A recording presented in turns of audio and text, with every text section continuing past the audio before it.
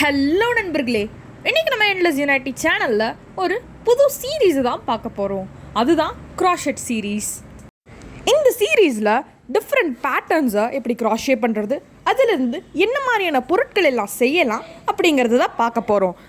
So இதுதான் நம்ம crochet சீரீஸோட first episode. இந்த சீரீஸ் முழுக்க முழுக்க தமிழ்லேயே எக்ஸ்பிளைன் பண்ணப்பட்டதாக இருக்கும்.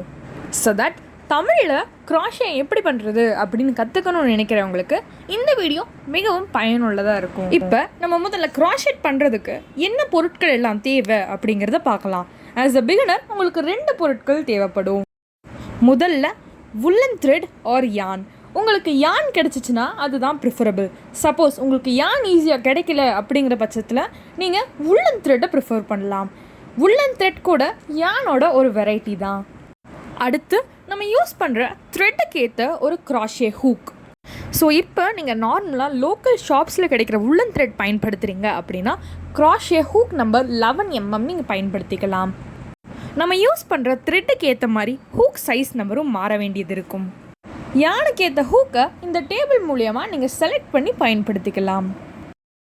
இவ்வளோதாங்க. ஆஸ் அ பிகினர் க்ராஷே கற்றுக்கிறதுக்கு உங்களுக்கு தேவைப்படும். கொஞ்சம் அட்வான்ஸ்டாக பல ப்ராஜெக்ட்ஸ் பண்ணும்போது உங்களுக்கு க்ராஷே நீடலும் தேவைப்படும். இந்த க்ராஷே கற்றுக்கிறதுனால நீங்கள் பல அழகான உபயோகமுள்ள பொருட்களை நீங்களே செஞ்சுக்க முடியும்.